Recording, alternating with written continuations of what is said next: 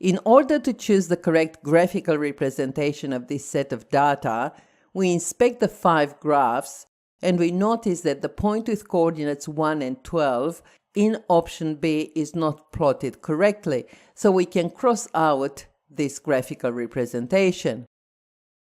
Inspecting the other 4 graphical representations, we notice that the point with coordinates 9 and 19 is not plotted correctly in the graphical representation in option C, so we can cross out this option also. The same point is not plotted correctly in option D, so we cross this one out as well. When we inspect the graphical representations in A and E, we notice that the point with coordinates 7 and 18 is not plotted correctly in option E, so we cross out this option as well. So the answer we are after is option A.